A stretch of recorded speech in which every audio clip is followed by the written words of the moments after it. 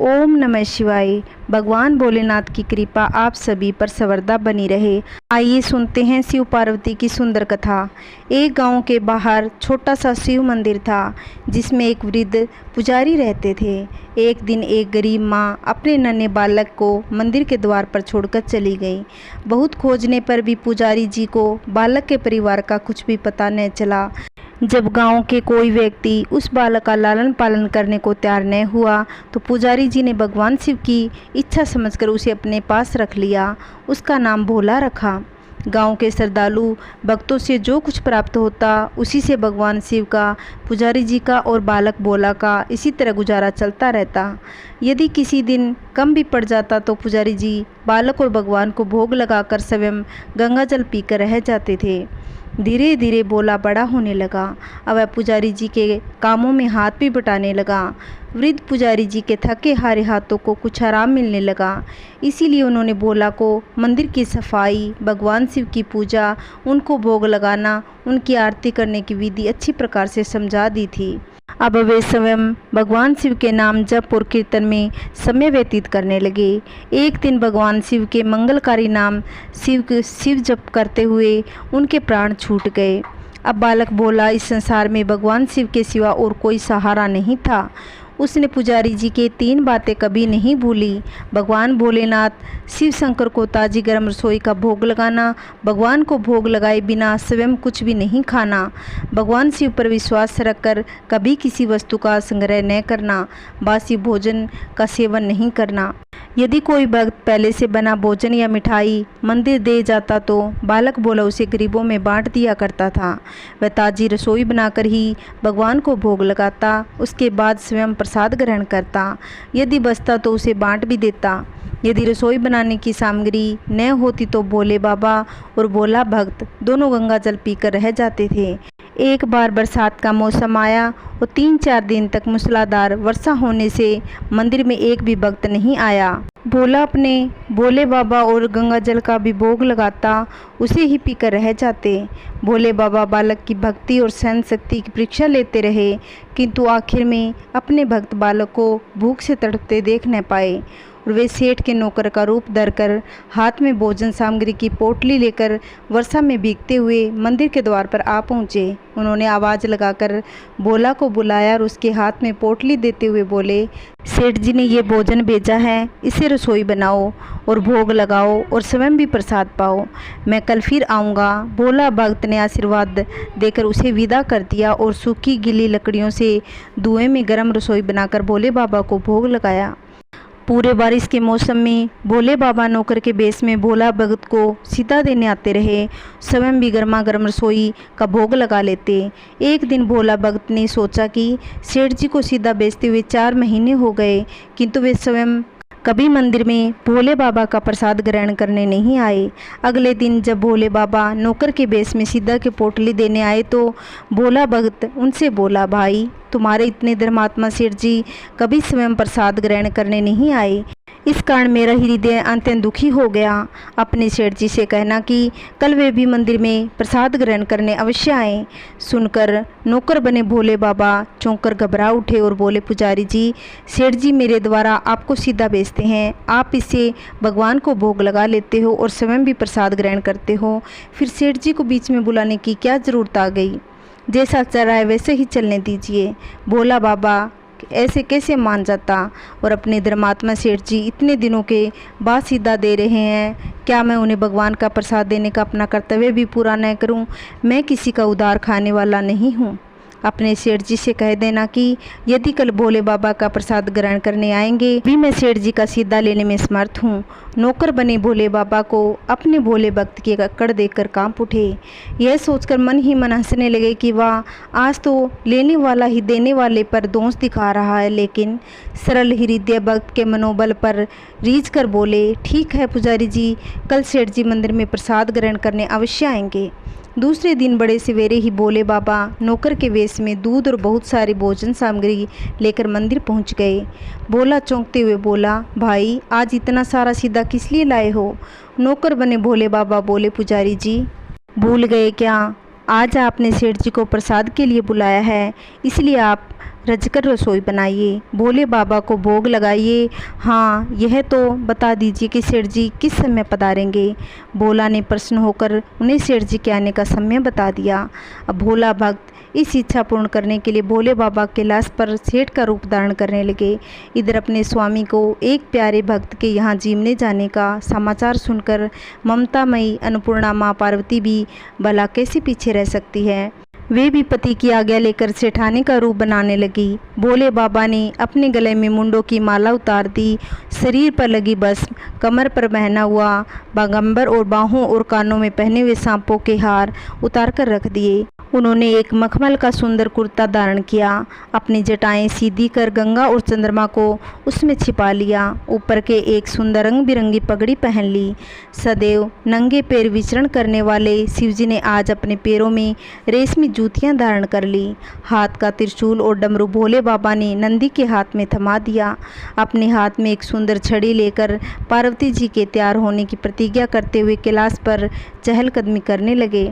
इधर पार्वती जी घंटों से मेकअप करने में जुटी हुई थी। उन्होंने बनारसी साड़ी निकाल कर पहनी, जिसका रंग सेठ बने शिवजी के कुर्ते में मैच कर रहा था। तब पार्वती ने सोने चांदी हीरे से जगमगाते हुए आभूषण धारण किए, पैरों में सैंडल पहनकर और बाद में गृह कक्ष से बाहर आकर भोले बाबा को बार बार आवाज़ लगाने लगी।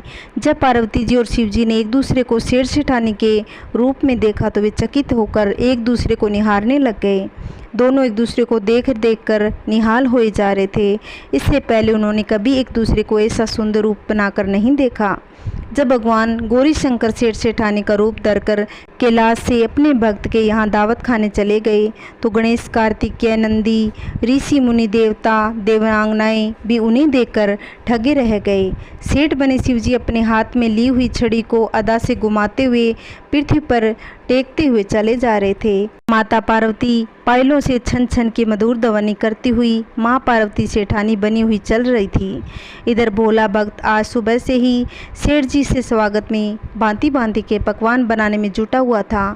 अपने भोले बाबा का भोग तो वह चलते फिरते बना ही लेता था, किंतु आज उसे कई महीनों के बाद भगवान को भोग लगाने के लिए सीधा भेजने वाले सेठ जी को भगवान का प्रसाद भी खिलाना था।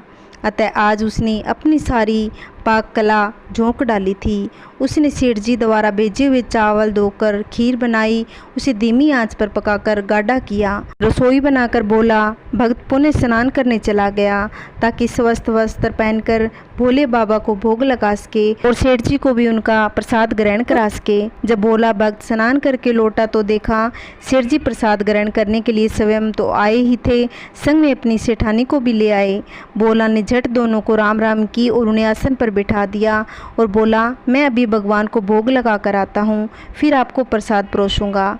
भावना के भूखे भोलेनाथ से भूख सहन नहीं हो पा रही थी, इसलिए वे बोले, पुजारी जी भगवान को जल्दी से भोग लगाइए, मुझसे भूख सहन नहीं होती।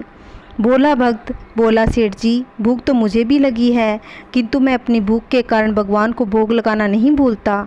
यदि दुनिया के सारे लोग इसी तरह अपनी भूख के लिए भगवान को भोग लगाना भूल जाएंगे तो भगवान तो भूखे ही मर जाएंगे। सेठ जी बने भोले बाबा एक पत्तल उठाते हुए बोले, पुजारी जी आप भोग लगाइए, इधर मैं पत्तल परोस लेता हूँ, मुझसे भूख सहन नहीं हो पा रही। भोला भक्त सेठ जी बने भोले बाबा को डांटते हुए बोला, सेठ जी भगवान के काम में न तो जल्दबाजी चलती है न ही कंजूसी।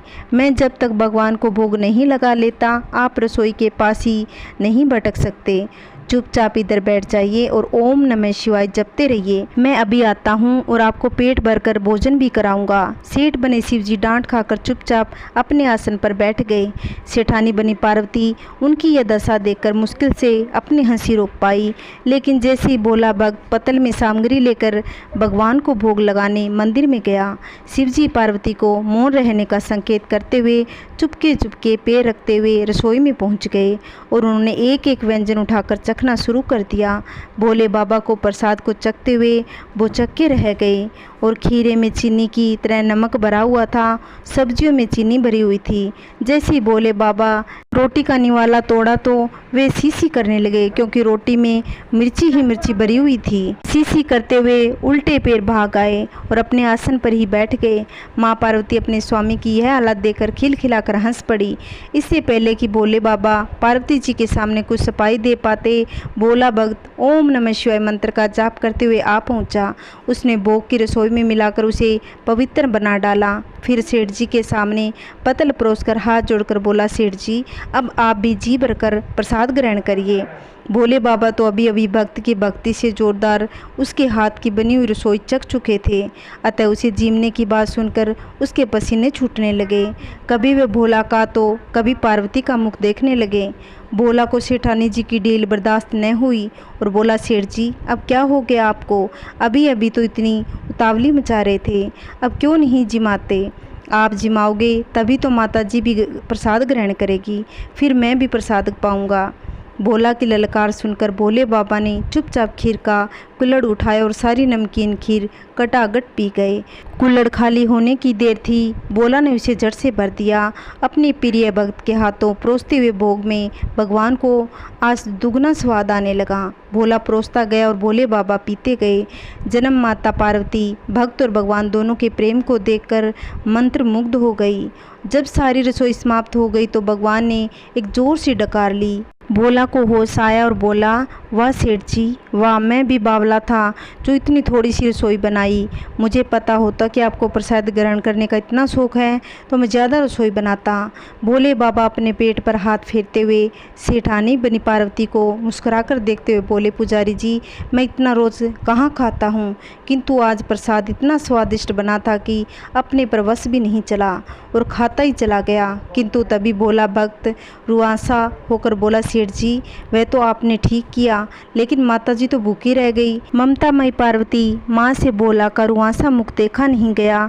उन्होंने बची हुई खीर की 4 बूंदें अपने कंठ में चपटा ली और भोले बाबा द्वारा भोग लगाने के प्रसाद में अद्भुत स्वाद भर गया।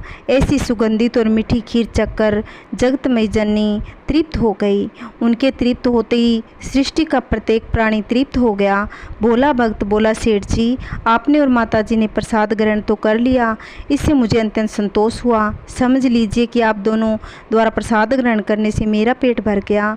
मेरी तो वैसे भी महीनों में 4 एकादशी होती है, कि तो मैं भी एक दाना ले ही लेता हूँ, जिससे भी भोले बाबा के प्रसाद का अनादर न हो। यह कहकर जैसे ही भोले ने खीर के पात्र में लगा चावल एक दाना उठाकर अपने कंठ में डाला, उसकी जन्म जन्मांतर की भूख प्यास मिट गई। समस्त वासनाओं और इच्छाओं की तृप्ति हो गई। उसके ज्ञान के नेत्र खुल गए और उसने देखा कि सम्मुख त्रिलोकीनाथ भगवान शंकर और जगत जननी माँ पार्वती आशीर्वाद की मुद्रा में मुस्कुराते हुए वहाँ खड़े थे। भोला दौड़कर उनके चरणों में लौट गया, लौटता हुआ और रोने लगा कि मुझे क्षमा करो, मैंने आपको नहीं पहचाना। भगवान शंकर और माता पार्वती स्वयं मेरे घर भोजन ग्रहण करने आए और इससे ज़्यादा मुझे कुछ भी नहीं चाहिए। भगवान भोलेनाथ और माता पार्वती तथास्तु कहकर अंतर्ध्यान हो गए। जैसा भगवान ने उनको दिया भगवान वैसा सबको दे। कहानी कहते सुनते हुंकारा बरते सबके घर में सुख शांति आए। ओम नमः शिवाय। अगर मेरी कहानी आपको अच्छी लगी हो तो लाइक शेयर कमेंट सब्सक्राइब करना ना भूलें। हर हर महादेव।